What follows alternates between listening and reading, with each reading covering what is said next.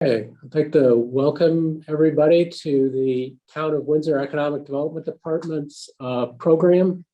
This afternoon, we're going to describe a program that was authorized by the Town of Windsor to Town Council. And the program is utilizing the American Rescue Plan funds in order to provide grants for small businesses that have been impacted.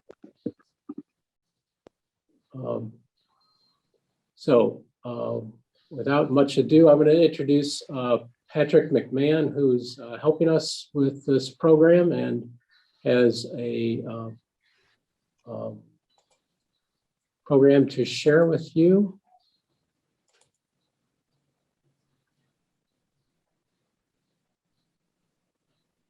Okay.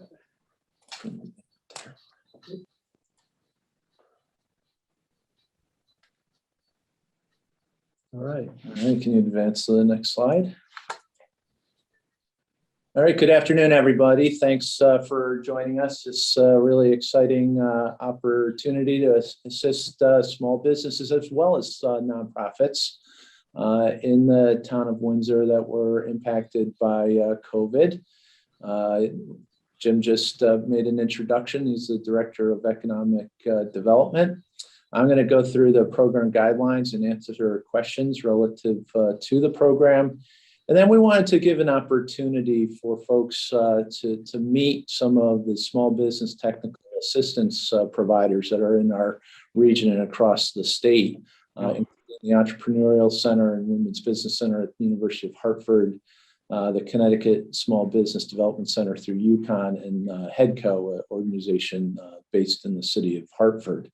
Next slide, Jim.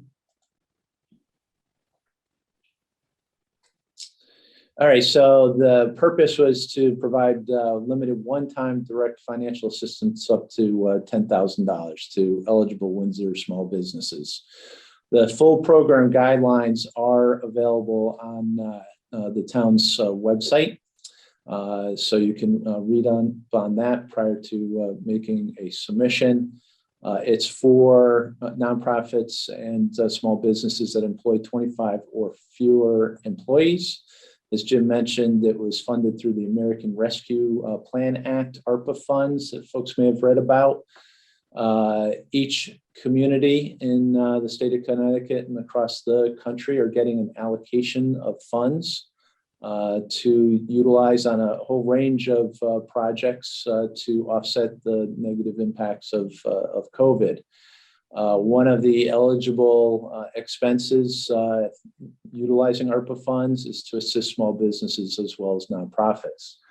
The town council felt it really important based on the number of businesses that were impacted in the community to go forward with allocating $500,000 for this program, including administrative costs. So that was a wonderful initiative by the town council. And the whole purpose is to help nonprofits and small businesses recover from was a public health emergency. Next slide. A small business will be defined as employing not more than 25 full-time equivalent employees as of November 1st, 2021. So we're defining that as full-time equivalent equals 40 hours per week. If you're 35, go ahead and list yourself as one. But if you have some part-time employees, say you have 2 part-time employees, each working 20 hours a week, that would count as one full-time equivalent. If you have 4 temporary workers or each working 10 hours a week, then that would be considered one full-time equivalent. Sole proprietors, you may not be working 40 hours per week. I mean, you're a sole proprietor. You make your own business time, but you would count as one employee under this program. We are defining nonprofit entities as someone with a Windsor address, and you're organized and operated for a collective public or social benefit. You have a 501c3 or potentially C4, potentially C6 designation from the IRS. The business or nonprofit must be currently located in Windsor and have been in operation as of January 1st, 2019. It's really important. We want this to, you can keep it on that. We want this to benefit Windsor businesses. If you happen to live in Windsor and you're an owner of a business in Glastonbury, then you need to go to Glastonbury and seek assistance. It's for Windsor-based local businesses. Applications are going to be available to be submitted online through 11:59 p.m. on Tuesday, December 7th, 2021. Jim, can you click on that online? Yeah. So we have set it up a landing page on the town's website, and it includes the program guidelines as well as this online portal. So apply here. And that's where the business or nonprofit would start to make their change. We're not going to go through the full application, only aspects of it. If questions arise, just let us know. I'm sorry, Patrick, I want to let you know that we cannot see the screen once the online is clicked onto. We're still seeing your slide. Oh, okay.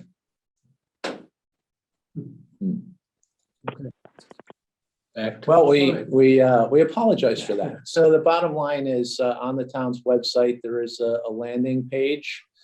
This whole recording and the slide deck are going to be posted to the website. So anybody on this call can go back here and click on that link if you're having trouble finding the landing page. We're asking that all applicants are in good standing with the Connecticut Secretary of State's office. Most LLCs and other corporations need to have registered with the Secretary of State's. If you're a sole proprietor, you may have registered with the Secretary of State. You may have chosen not to do that. You're not required. So if required, please demonstrate that you are in good standing. You should be in good standing and current on your federal, state, and local tax obligations. We will be checking with the assessor and tax collector here in Windsor to be sure that you're up to date on the taxes that you're responsible for. It was raised by a member of the town council that what happens if they were impacted paying their local property taxes because of COVID. The impact was so dramatic. We've asked that you please indicate that in the narrative and seek to come up to date on your local taxes. Documentation should be supplied supporting the number of employees before the pandemic as well as the time of application. We are asking you to let us know whether you've received any federal or state assistance relative to COVID-19, whether that was the payroll protection program loans, the EIDL, they had loans and grants through the SBA, the Restaurant Revitalization Fund, which came out in the ARPA funding, as well as Connecticut CARES grant. We need to know that because we have set aside a portion of the funds to go to nonprofits and small businesses that did not receive those funds.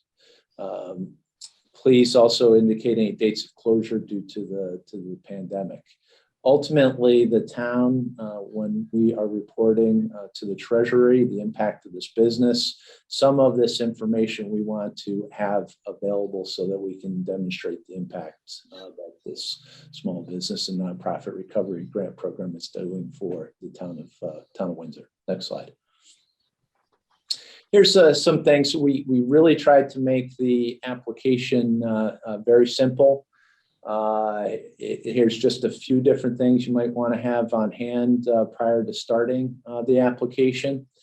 You do have the opportunity once you've started the app, if you need to go dig up documentation, you can save the application exactly where you're at and then return to it. So don't get concerned about having to complete it absolutely in one sitting.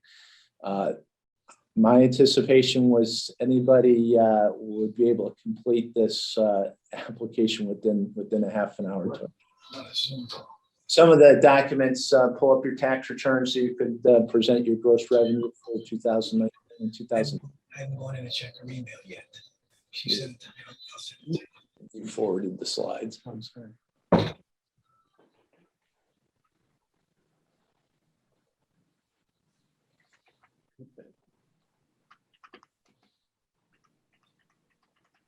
Okay, federal employee identification number. You should be able to find that on your taxes, again, if applicable. For those who've had to register with the Secretary of State, they have a separate business ALEI number. And when you do make the submission, we are just going to go check the Secretary of State's office to make sure you're up to reporting. Again, if applicable, because if you're a sole proprietor, you may not have chosen to register with the Secretary of State. Your employment numbers and other items there. All right, next slide.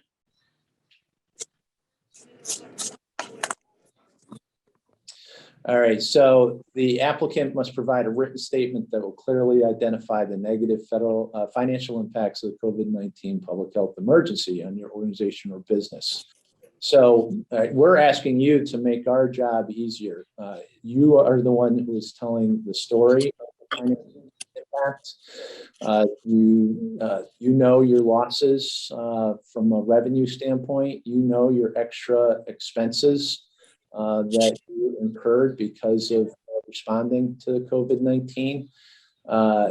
Please put it in narrative form as clearly as possible on with these different categories, so that we won't have to come back and ask you a lot of questions in order to to demonstrate the impact up to the amount that you've requested. We're also asking you to indicate, okay, you get a $5,000 or $10,000 grant, depending on what you've requested.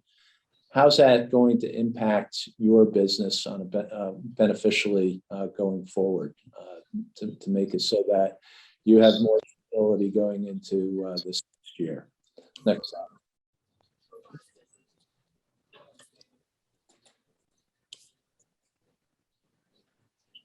All right, so again, you have two different ways, at least, to show a impact. To listen to this for the grant. One is Thank you. Where'd you get that? Amazon. Amazon? Hi, Lori. folks, can everybody mute their, we're getting a little bit of feedback. So decrease in revenue or increase in COVID-19 related expenses up to the amount of your request not to exceed 10,000. If you were impacted, $100,000, $200,000, please put that in the narrative, but obviously the maximum that you can apply for is the $10,000. Next slide. Different ways for you to demonstrate that financial impact, loss of revenue during government required shutdowns. That's why we asked you for the dates of those shutdowns. That you probably had a major hit during periods where your restaurant was closed down or your salon was closed down. So put that in the narrative. You would have had rent and utility costs that you had to pay regardless of whether or not you were able to operate out of your bricks and mortar location. So that could be something you demonstrate. Even after the government allowed restaurants to open up, they still had indoor capacity restrictions. So you may have had an impact to your revenue due to that. Revenue from loss of revenue from a reduction in events. I think this probably will apply most closely with the nonprofits, but potentially also the businesses. So that's something you can look to. Supply chain issues. We know that there's supply chain issues continuing right now, but over the course of the pandemic, was there issues with getting certain supplies that drove up the costs that impacted your contracts and your business? Increased costs of food product, or we heard that lumber prices went way up at a certain point in time. So if you can demonstrate that, please put it in. A lot of businesses were impacted by extra cleaning expenses. The supplies of those cleaning expenses, maybe usually you did the cleaning yourself, but you had to hire an outside entity to come in that you wouldn't have normally incurred. That's an extra expense. The cost of PPE, personal protective equipment, extra masks, maybe there's gowns or other protective equipment that was required based on your realm of business, include that. A lot of businesses had to put up partitions or barriers. Restaurants, a lot of them, some professional offices at the checkout counter put up barriers. If you had costs related to that, please put that in. You may have incurred extra advertising costs. Some businesses, because of the fact that the brick and mortar had limitations, they had to go online, and you ended up, purchasing e-commerce portals. Maybe you had to upgrade your website in order to allow for e-commerce sales. Could have increased job training expenses. These are all eligible ways to demonstrate that financial impact. If you had to create an outside dining area, for instance. Next slide. Here's just a couple of examples. These are made up, companies. Beautiful Boutique LLC. Government closed down their shop for 3 months and they lost 45 grand in revenue. Once they were allowed to open, they had a reduced indoor capacity. And they could point to lost revenue because of that. Enhanced cleaning products cost $1,000, and business utilities and rent while they were closed down. They could clearly demonstrate that their revenue loss or increased expenses were over the $10,000 grant request that they would put forward. Next slide. First Town Deli. Forced to close for a couple of months, lost $100,000 in income. They put out a new patio with the new patio furniture that cost them $6,750. They had extra costs of PPE and enhanced cleaning supplies, and they had to put up different cones and dividers.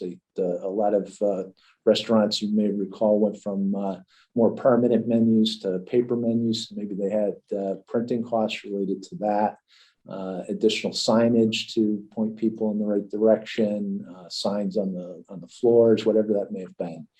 Again, clearly, this business could demonstrate that they had revenue loss or increased expenses over their grant request. Jones Fireplace sales, again, even though they were able to still continue in business online, their showroom had to be closed down and they lost revenue. You have to listen to this. That's okay. Please mute yourselves if you could. Then cost of fireplace supplies coming from overseas increased by 25%, impacted the business's revenue by $50,000. They lost 2 employees due to lack of childcare for the employees. So there was a lot of childcare issues during the pandemic. They had to spend extra money on advertising. And then when they brought 2 more people on, they had to go through specialized employee training, and it cost the business $2,000. Again, they were able to demonstrate for their $10,000 grant request. Here's an example of a nonprofit organization. They usually have an annual fundraiser auction that's in person, a big party, big celebration each year. Usually raises 10 grand a year. But this year, hey, because of COVID, they couldn't do the in-person. They had to switch up real quick and made it online. Thankfully, people were still available, but it came in at $5,000. So $5,000 less than in previous years. 4 other fundraising events, smaller events that they had during the course of the year just couldn't happen. So they lost $500 of what they usually get each year on those, and that resulted in $2,000 in revenue loss. And then $500 in extra cleaning supplies to make the office safe. Thank you. If everybody could please mute yourselves, that'd be great. Nonprofit requests a grant. Uses of grant funds. These are it's supposed to be used for operational expenses, whether it's payroll costs, mortgage, rent, utilities, worker protection expenditures. If you still have PPE that's required, other costs associated with compliance with public health measures. I presume most of the public health measures required by the state have now been lifted, but if there are still some in some of the areas of business, you can designate some of your grant money towards that. Specific investments to enhance the viability of your business. Could that be going e-commerce portal, for instance? Construction of an outdoor dining area. You've had to increase marketing program to try to draw customers back in that you lost over the last year, or workforce training. So this is really important. We are asking you in the application, and then ultimately, if you get a grant, you'll be certifying similarly down the road, that the information in the application is true, that your business or nonprofit did sustain a financial impact as a result of the pandemic, and that the grant funds will be used to offset operational costs of your Windsor business or nonprofit location. We're not requesting tons and tons of documentation. We are asking that you provide a narrative as to what the impact is to your business. We only have so much administrative capacity to look at all of these applications. So it's really up to you to demonstrate that you've submitted information that's correct and up to date. If you do secure a grant down the road and it's determined that there was information that was not truthful or accurate, that is possible that you'd have to pay back the grant. Next slide. So we in the Economic Development Office will be going through each of the applications to ensure compliance with the program requirements. If we see any lack of information, gaps in the information, our goal is to get as many of the businesses and nonprofits that are fewer than 25 employees and fit the other criteria to move forward towards the next portion of the process. We have, based on a desire to help some of the businesses that have not already received state or federal financing or funding, grant funding or loan funding in the last year, we've set aside $200,000 for those that have not received such funding. What will happen is, depending on the number of applications that come in, if we have over $200,000 in applications from folks that have not received federal or state funding, we will do a lottery for that group. And anybody who doesn't get it in that first lottery would then get added to the larger pool of any business that's out there that even receives federal state funding over the last year. We will be doing the lotteries. Our anticipation is on Monday, January 3rd, with grant award notices commencing on Tuesday, January 4th. So the applications are actually being received up to December 7th. We wanted to give ourselves in the Economic Development Office a period to be able to go through the applications, go back to applicants if there are any issues, so that we are prepared to do that lottery system early in January. Next slide. So if you are fortunate enough to have submitted an application, you met all the criteria, we went through the lottery processes, and your business or nonprofit were selected, you would be asked to complete a grants agreement with the town of Windsor prior to dispersal of that grant money. Here's an important aspect that if you are selected to receive a grant, we are asking that you demonstrate an existing relationship with banking, accounting, and/or financial advisors. We really want to make sure that you're a small business or nonprofit, you're getting wise financial counsel. We've learned through the pandemic that some small businesses do not have those advisors as part of their daily operations, and we're encouraging you to do that. If you don't have banking, accounting, or financial advisors, we're asking you within 2 months of grant award to reach out to the Connecticut Small Business Development Center, HEDCO, the SCORE Hartford chapter, or the Entrepreneurial Center and Women's Business Center at University of Hartford. Apologize on that. We will correct that slide. In order to get you go to them for one session, you'll explain your business, and you can decide whether or not you want some additional technical assistance, which is free service. Next slide. PostGrant Awards. So if you are fortunate enough to get one of these grants, we want to be able to track the impact of this. So you will be agreeing to assist the town through any follow-up surveys or interviews. We may ask for your logos or photos, something that indicates how this has benefited you. We would also require a final report from you as to how you utilize those funds within 12 months. And this is just use of federal sources. If you get a grant, anything that you expended the grant on, we'd ask that you retain those receipts, put them in a folder, and hold on to them for a period of up to 7 years. Next slide. And with that, we'll take a few questions. If people raise their hands, how we? Looks good.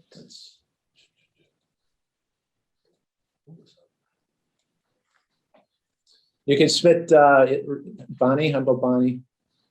Okay. Yeah, I do have a question, because on the initial information that I received, it said something if you're a town employee that you can't request this. Now, our nonprofit is based here in Windsor, and I have a board, and I did contact Peter Susick because I wasn't sure, should I even, attempt to do this? And he said, you are a 501c3, you have board members, you should be able to apply for this. Now, I work at the library. I am what they call a half-time person, so I'm there only half for 20 hours. So before I do the application, I want to make sure that that it makes sense to go ahead and do this.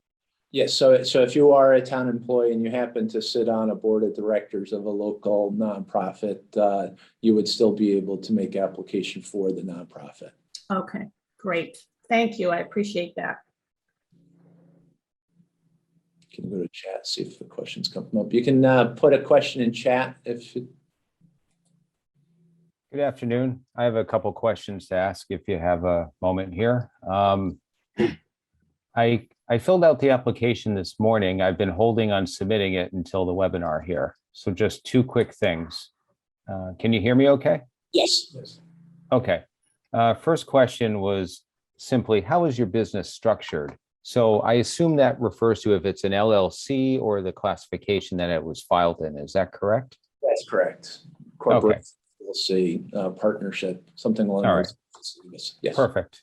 And then question number 2 was for supporting documents. I uploaded the Schedule C for 2019 and 2020. Is that sufficient to show gross income changes for small businesses?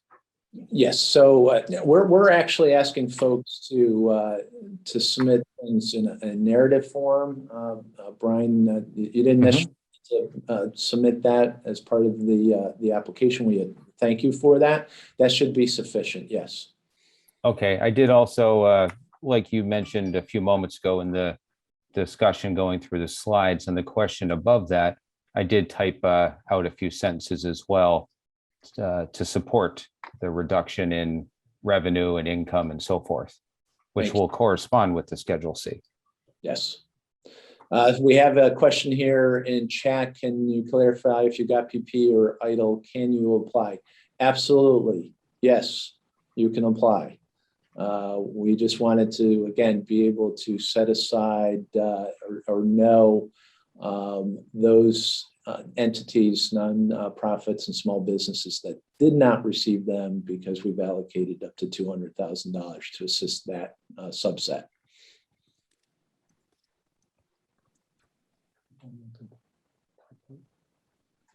No, keep that up, please. Any other questions? Otherwise, we can transition. We have representatives of 3 of our small business technical advisory organizations. Feel free, again, this will be on the last slide, but reach out with us with the additional questions. My expectation would be that we would get a list of frequently asked questions and draft the documents and put it on the website, the landing page, for future reference. All right, I'm going to introduce Melina Irwin from the University of Hartford to explain her services. Can you forward? The next slide should be. Right. Good afternoon, everyone. Thank you, Patrick. There we are. Okay. Short and sweet. Thank you for inviting me here today, and thank you for providing the businesses and nonprofits of Windsor with this opportunity. Really excited to hear about that. Really excited to spread the word through our center clients that are making Windsor the home of their business. A little bit about us. There were a few in Patrick's presentation, a few points where resource partners were mentioned. So if you are not familiar with our center, I want to give you a quick overview of who we are, what we do, and hopefully help you along the process with this grant opportunity and in general with your business. So we are, yes, part of the University of Hartford. We're hosted under the Barney School of Business, and we are part of a national network of women's business centers across the country, supported by the U.S. Small Business Administration. Here in Connecticut, we work very closely with other SBA resource partners like the Small Business Development Center that is also on the call and you'll hear from, SCORE, as well as local partners as HEPCO. So our mission is to support small businesses, of course, all small businesses, but with a special focus on women and minority-owned businesses, and with an even more special focus on businesses that may not have the setup to be able to take advantage of opportunities like this one when they become available. And as you all know, as business owners over the last year, there have been many opportunities that have come up and gone and been very competitive. So we're here to be of support, to set you up for a current opportunity, and of course, longer term, for you to be able to take advantage of future opportunities. So on the slide is our team. We're a small team, though we do have 5 part-time business advisors that provide no-cost business advising, and they're the resources that we'll probably connect you with if you were to reach to us pre-application for this opportunity, and of course in the post-award phase, as Patrick was talking about. So the best way to reach us is the website that is on the slide, as well as our main number. And I'll share with you my personal email as well. My name is Melina Irwin, MILENA @hartford.edu. So feel free to reach to both me and the main number with any questions or any requests for assistance as you apply for this. I think I have one more slide, Patrick. or Jim, the tech guru of the event. I'm trying, Melina. You're doing great. Better than I do on most days. Thank you. Yeah, just as a kind of a broader introduction of our center, what we do on a regular basis, we offer a variety of training webinars, no cost business advising that I mentioned. We have technical assistance programs that we'd be happy to talk to you about involving your business that go beyond business advising to offer, some targeted assistance for small businesses to reach their goals, like building a website or putting together a marketing strategy or setting up a bookkeeping system. And these programs are somewhat unique to our center. We also have opportunities for business development through events like our annual matchmaker event and other opportunities. So just to give you an idea that hopefully the contact, if you're new to our center, we'd love to help you take advantage of applying for the grant. And the way we can do that, of course, is responding to any questions, but mostly reviewing the narrative and your financials to make sure that you make the best possible case, right? As well as submitting a complete application. But ideally, our relationship will go past that and be able to assist you going forward with your business with some of our other programs. Again, thank you so much for having me today, and I look forward to answering any questions and partnering with the town on this and the rest of our partners. Thanks, Melina. We have Lisa Whitford from the Connecticut Small Business Development Center. Excellent. I emulate a lot of what Melina has said. We work together very nicely as an SBA partner and with many of our communities like Windsor. So thanks so much for having us here. As you can see here on our team slide, there's at least 15 advisors deployed across the state. Traditionally, we are embedded within the flagship university. We are a part of a cooperative agreement, as Melina had indicated, with the SBA, the state of Connecticut, and the University of Connecticut. So it's wonderful to be part of the university network and tap into some of the resources. As you can see on this slide, we offer a host of no-cost confidential types of business advising, and the depth and breadth of that comes in again to a variety of chambers of commerce at the DECD and at the airport.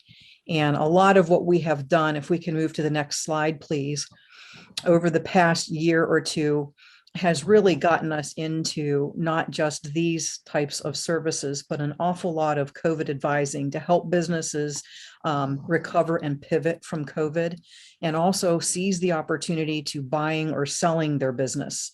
And so all of the components that go into that, from the financial analysis and the market research, budgeting and presentation, looking at what it would be required to get that financing in place, but also how to move forward in a variety of opportunities. Keep in mind, as Melina said, this is about putting your application together for the town of Windsor. I'd like to give you that overview of all of the things that we provide, including putting that narrative together. But once you get the funding in place, or if there are additional opportunities that can be leveraged with that funding, we want to be able to work with you to stabilize your business and move forward into the next couple of years. We do that through a number of different supportive techniques and strategies as we look at your company's leadership and how you leverage your financial analysis, thinking about how you leverage your folks, your people, and looking at supply chain. What are those challenges? How will this money help you move forward in the months and years to come? But also something as direct as putting a branding and marketing message together. How will that change? How will you have to pivot your business? We really would like to immerse with you on that. We use a variety of different decisioning tools and benchmarking tools to look at market and industry, as well as how you are doing internally.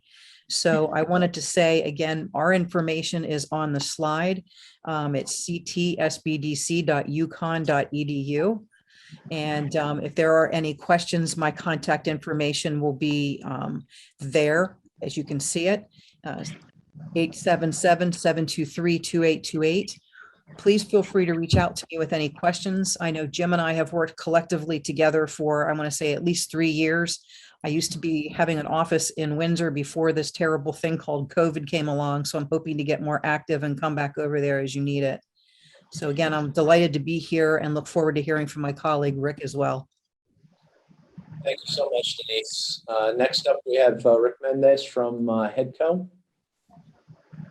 Well, good afternoon. On behalf of HEDCO, I want to just thank you all for allowing us to participate and offer whatever help and assistance we can with this program and any other financial needs that these businesses may have.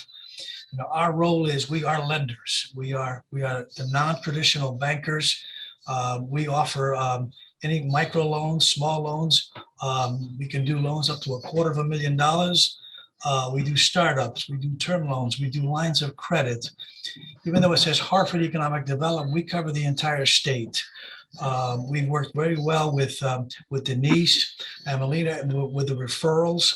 We've worked with the New Haven programs. And I think it was last year, we participated in a $10,000 grant program that became available for businesses that were impacted by the pandemic and allow them to cover their expenses for the 3 months. And I think we had over 1,200 applications when that program started. So we went through that pretty quickly. And it was never we thought we'd get more money, but we didn't. But we did everything we can with what we received. So it's a process for us. We are good underwriters. We have good people here. We do a lot of technical assistance. When we close the loan, we don't go away. We have people in the field that go out and see these businesses. They look at the numbers. They look at any problems or suggestions that they may have.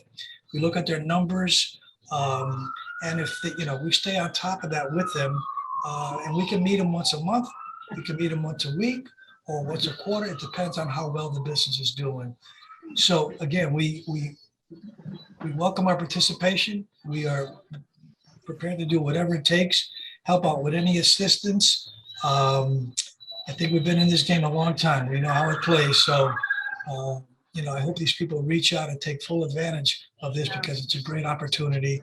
And I think you guys should be congratulated on putting that together and offering that to your citizens.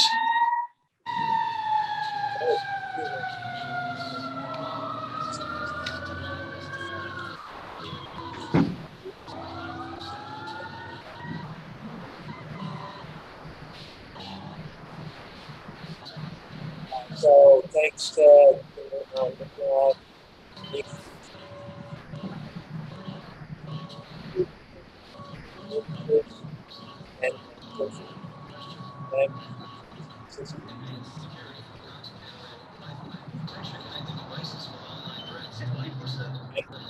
but as the speakers mentioned, they want long-term relationships, and they can help you for the long term on a lot of different issues, from marketing your business to finding financial resources. So thank you. Let's go to the chat.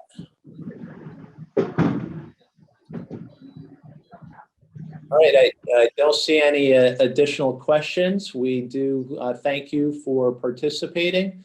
A copy of this presentation and recording will be put on the town's website, and we look forward to getting applications from our small businesses and nonprofits going forward. So thank you.